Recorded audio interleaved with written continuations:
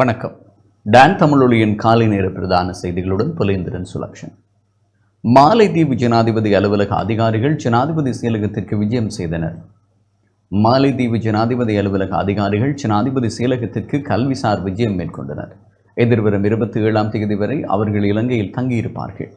அவர்களின் இந்த கல்விசார் விஜயத்தின் சிறப்பு கவனம் செலுத்தும் பகுதிகளில் ஆவண காப்பகங்கள் மற்றும் பதிவேடுகளை பேணுதல் மற்றும் பாதுகாப்பு களஞ்சிய முகாமைத்துவம், இன்வெண்டரி நிர்வாகம் மற்றும் கையிருப்பு பாதுகாப்பு ஆகியவை உள்ளடங்குகின்றன. இந்த விஜயத்தின் போது அவர்கள் தேசிய ஆவண காப்பக திணைக்களம், இலங்கை சுங்கம், திம்பிரிகஸ்யாய பிரதேச செயலகம், இலங்கை நாடாளுமன்றம் ஆகிய இடங்களுக்கு செல்ல உள்ளனர். மாலைதீவு ஜனாதிபதி அலுவலக அதிகாரிகள் 8 பேர் இந்த விஜயத்தை மேற்கொண்டுள்ளதுடன் அவர்கள் ஜனாதிபதி அலுவலகத்தில் ஜனாதிபதியின் சிரேஷ்ட மேலதிக செயலாளர் ரோஷான் கமகேவுடன் கருத்து பரிமாற்றத்தில் ஈடுபட்டனர். ஜனாதிபதி செயலக அதிகாரிகள் குழுவினரும் இந்த நிகழ்வில் பங்கேற்றனர்.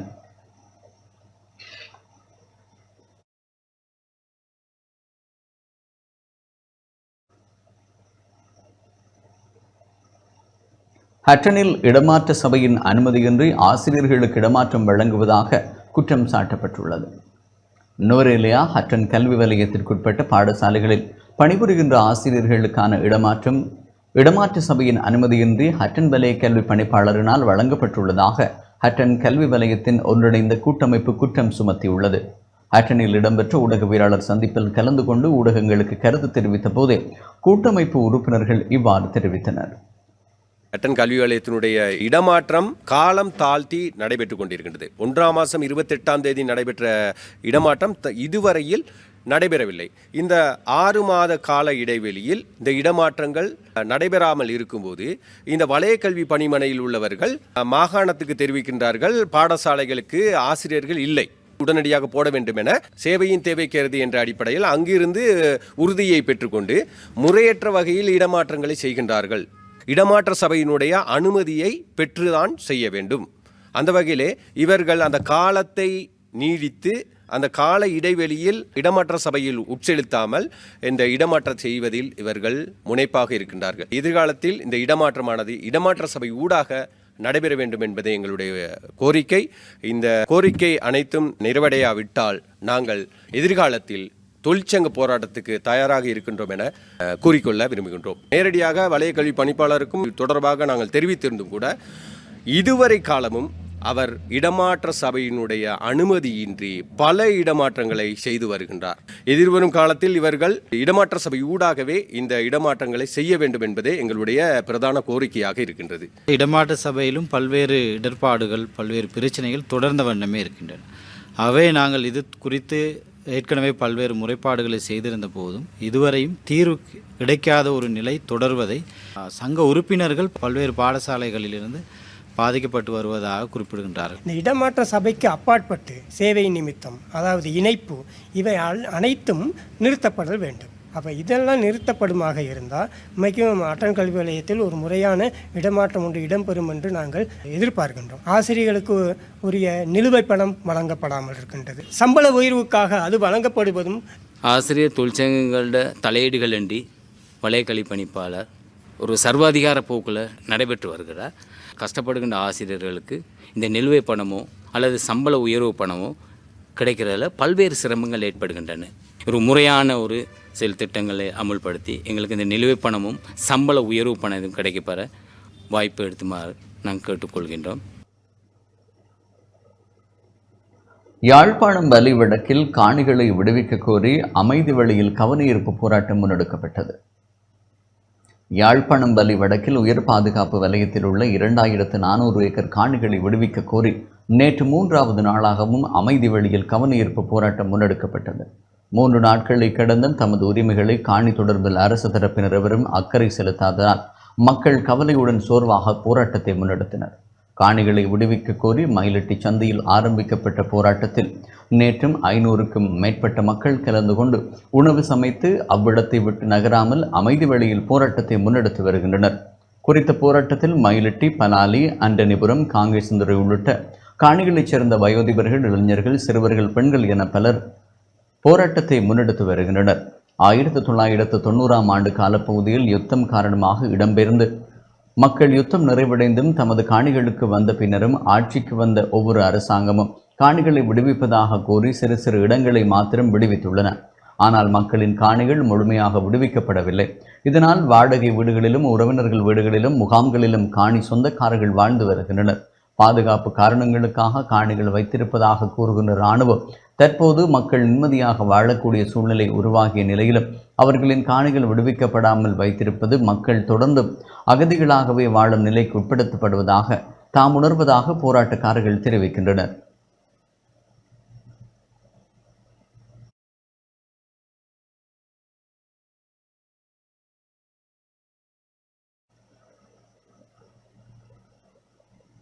செம்மணி மனித புதைகுழிக்கு நீதி கோரி மட்டக்களப்பிலும் நேற்று மாலை போராட்டம் இடம்பெற்றது. யாழ்ப்பாணம் செம்மணி மனித புதைகுழி விவகாரம் தொடர்பில் நீதி விசாரணை கோரி செம்மணியில் முன்னெடுக்கப்படும் அணையா விளக்கு போராட்டத்திற்கு ஆதரவு தெரிவித்து மட்டக்களப்பிலும் நேற்று தீப்பந்தம் ஏந்தி போராட்டம் முன்னெடுக்கப்பட்டது. ஒந்தாச்சிமடம் கோட்டைக்கல்லாறு பாலத்தில் மாலை இடம்பெற்ற போராட்டத்தின் போது செம்மணி மனித புதைகுழிக்கான நீதி விசாரணை கோரி கோஷங்களும் எழுப்பப்பட்டன. இலங்கை தமிழரசு கட்சி நாடாளுமன்ற உறுப்பினர்களான ஞா ஸ்ரீநேசன், இரா சாணக்கியன், இ ஸ்ரீநாத் மற்றும் மட்டக்களப்பு மாநகர முதல்வர் சிவம் பாக்கியநாதன் உட்பட உள்ளூராட்சி மன்றங்களின் தவிசாளர்கள், பிரதி தவிசாளர்கள், உறுப்பினர்கள், கட்சி ஆதரவாளர்கள், பொதுமக்கள் என பலரும் போராட்டத்தில் பங்கெடுத்தனர். சர்வதேச குற்றவியல் நீதிமன்றத்தை நோக்கி தமிழர்கள் நகர வேண்டும் என எம் கே சிவாஜிலிங்கம் வலியுறுத்தியுள்ளார். குற்றவியல் சர்வதேச நீதிமன்றத்தை நோக்கி நகர்வதே எமதுக்கு ஒரே வழி என முன்னாள் நாடாளுமன்ற உறுப்பினர் எம் கே சிவாஜிலிங்கம் தெரிவித்துள்ளார். செம்மணியில் ஊடகங்களுக்கு கருத்து தெரிவிக்கும் போது அவர் இவ்வாறு குறிப்பிட்டார். நாங்கள் இணை அனுசரணை வழங்குகின்றோம். கோஸ்பான்சர்ஷிப் என்று சொல்லி உள்நாட்டு விசாரணை என்று செய்தார்கள். அப்பொழுது அங்கே பல பாராளுமன்ற உறுப்பினர்களாக ஆதரவாக நின்ற பொழுது அதிலே அமரர் மாவ சேனாதராய ஆண்ட திருவாளர்கள் சுமந்திரன், செல்வம் அடைக்கலான் போன்றவர்கள் நின்ற பொழுது கூட நான் கூட்டமைப்பில் இருந்தும் என்னுடைய கட்சியின் தலைவர் திரு செல்வம் அடைக்கலான் இருந்தும் நான் அடுத்த பகுதியிலே அதை மறுப்பவர்களாக திருமதி ஆனந்தி சஜி, அதே போல திரு கஜேந்திரகுமார் பொன்னம்பலம், திரு செல்வராஜா கஜேந்திரன் நாங்கள் நின்று ஒருபோதும் இந்த உள்நாட்டு விசாரணை சரி வராது என்பதை 2015 அக்டோபர் மாதத்திலே சொன்னோம் 1ஆம் தேதி. இன்றைக்கு 25 வந்துவிட்டது. இந்த ஏமாத்துக்கள் தொடரும். எங்களுடைய இனப்படுகொலை என்பது ஒரு அரசாங்கத்தை குற்றச்சாட்ட முடியாது. குற்றவியல் நீதிமன்றத்திலே ICCயிலே தனிப்பட்ட நபர்களைத்தான் சாட்ட முடியும். அதுக்கு அவர்கள் செல்கின்ற பொழுது வீட்டோ பவரை அவர்கள் பாவிக்க முடியும், வீட்டோ அதிகாரத்தை. எல்லாத்தையும் கடக்க வேண்டும். இல்லாவிட்டால் இங்கே பல நாடுகளிலே சில உதாரணங்கள் இருக்கின்றன. நடைபெற்ற உதாரணங்களை பார்த்தோமாக இருந்தால் அங்கே அவர்கள் விசாரணைகளை பலவற்றை நடத்தி அந்த சட்டமாதிபர் திணைக்களத்தால் ஏற்றுக்கொண்டு நேரடியாக ஐநா பாதுகாப்பு கவுன்சிலுக்கு போகாமல் வந்திருக்கின்றது அந்த வழக்குகள். அந்த வழக்கு நாங்கள் பின்பற்ற வேண்டும். நிதியமைச்சின் செயலாளராக கலாநிதி ஹர்ஷன சூரியபிரம நியமிக்கப்பட்டுள்ளார். நிதியமைச்சின் புதிய செயலாளராக கலாநிதி ஹர்ஷன சூரியபிரம ஜனாதிபதி அனுர்குமார் திசாநாயக்காவினால் நியமிக்கப்பட்டுள்ளார். இது தொடர்பான நியமன கடிதம் ஜனாதிபதியின் செயலாளர் கலாநிதி நந்திக சனத் குமார நாயக்கவினால் கலாநிதி ஹர்ஷன சூரியபிரமவிடம் ஜனாதிபதி அலுவலகத்தில் வைத்து கையளிக்கப்பட்டது. நிதியமைச்சின் கீழுள்ள இலங்கை பத்திரங்கள் மற்றும் பரிவர்த்தனை ஆணைக்குழுவின் பணிப்பாளராக இருந்த ஹர்ஷன பல வருடங்களாக மூலதன சந்தையை ஒழுங்குபடுத்துவதில் பங்களித்துள்ளார். உலக வங்கியின் இலகுவில் வணிகமயமாக்கல் குறித்த சர்வதேச தரவரிசைப்படி சிறிய அளவிலான முதலீட்டாளர்களின் பாதுகாப்பு தொடர்பிலான தரவரிசையில் 74வது இடத்திலிருந்து 28வது இடத்திற்கு உயர்த்துவதற்கும் அவர் பங்களித்துள்ளார். அவர் பண மோசடி தடுப்பு செயலணியின் உறுப்பினராக மூலதன சந்தையை பிரதிநிதித்துவப்படுத்தி செயற்பட்டுள்ளதுடன் சிறிய மற்றும் மத்தியதர தொழில் முயற்சிகளை பட்டியலிடுவதற்கான கொள்கைகள் உட்பட நிதித்துறையின் தற்போதுள்ள கொள்கைகளை உருவாக்குவதற்கும் பங்களித்துள்ளார். மேலும் தனியார் துறையின் உயர்மட்ட நிறுவனங்களின் பிரதான நிறைவேற்று அதிகாரி பதவி உட்பட பல முக்கிய பதவிகளையும் வகித்துள்ளார். கலாநிதி ஹர்ஷன சூரியபிரம இதற்கு முன்னர் நிதி மற்றும் திட்டமிடல் பிரதி அமைச்சராகவும் கடமையாற்றியுள்ளார்.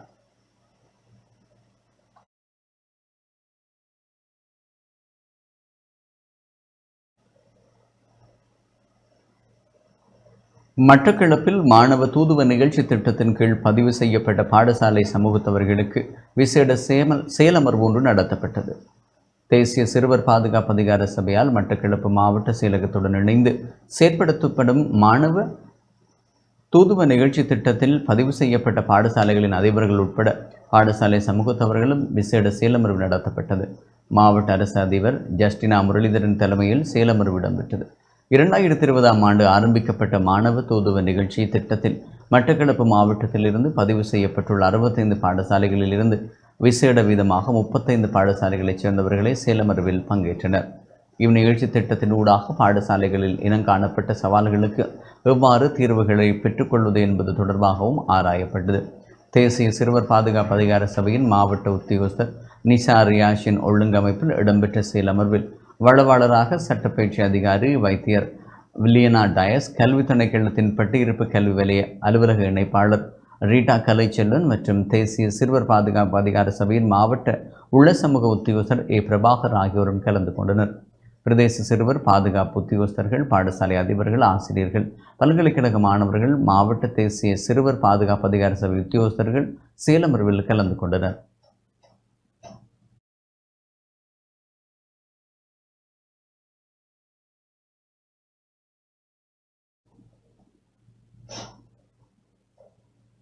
மட்டக்களப்பில் வீடொன்றிற்கு முன்பாக நிறுத்தி வைக்கப்பட்டிருந்த 2,50,00,000 ரூபாய் பெறுமதியான வாகனம் தீக்கிரையாகியுள்ளது. மட்டக்களப்பு நகரில் வீடொன்றிற்கு முன்பாக நிறுத்தி வைக்கப்பட்டிருந்த 2,50,00,000 ரூபாய் பெறுமதியான வாகனம் மர்மமான முறையில் தீக்கிரையாகியுள்ளது. கொழும்பு கொட்டாஞ்சேனை பகுதியைச் சேர்ந்த குடும்பத்தினர் அமிர்தகளை ஸ்ரீ மாமாங்கேஸ்வரர் ஆலயத்திற்கு வருகை தந்துவிட்டு மட்டக்களப்பு நகரில் உள்ள அவர்களது உறவினர் வீடொன்றில் தங்கியுள்ளனர். தாம் பயணித்த வாகனத்தையும் வீட்டிற்கு முன்பாக நிறுத்தி வைத்துள்ளனர். இரவு 12 மணியளவில் வாகனம் தீப்பற்றி எறிவதை அவதானித்த வீட்டில் இருந்தவர்கள் தீயை அணைக்க முற்பட்ட போதும் வாகனம் முற்றுமுழுதாக எரிந்து நாசமாகியுள்ளது. சம்பவம் தொடர்பாக மட்டக்களப்பு போலீஸ் நிலையத்தில் முறைப்பாடு செய்யப்பட்டுள்ளது. போலீசார் விசாரணைகளை மேற்கொண்டு வருகின்றனர். மட்டக்களப்பு மாநகர முதல்வரும் சம்பவ இடத்திற்கு சென்று பார்வையிட்டதோடு பாதிக்கப்பட்டவர்களுடனும் உரையாடியிருந்தார்.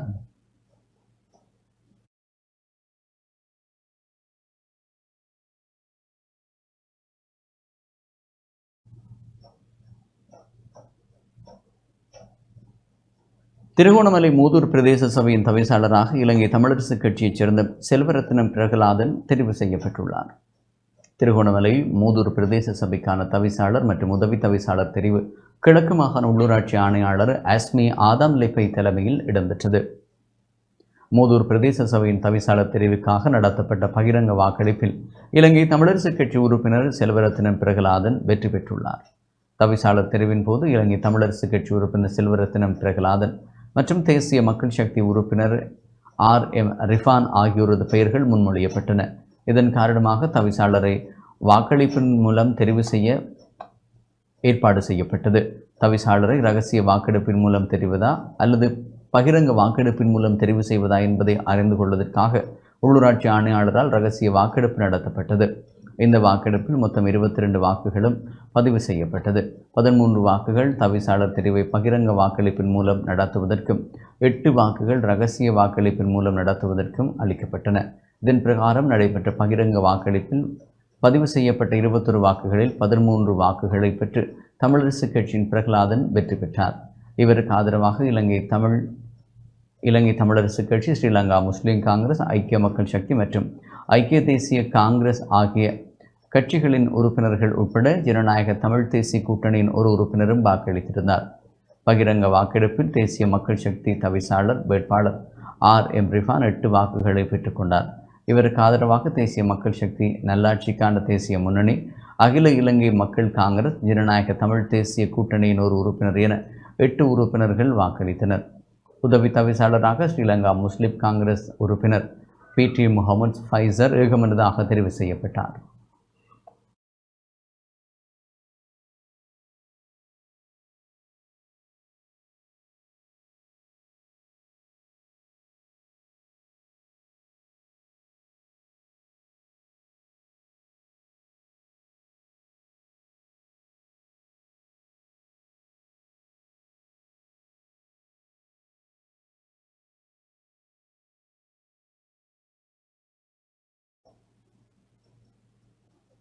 இத்துடன் தான் தமிழொலியின் காலை நேர பிரதான செய்திகள் நிறைவுக்கு வருகின்றது. நமது அடுத்த பிரதான செய்திகளை இரவு 8 மணிக்கு எதிர்பாருங்கள். வணக்கம்.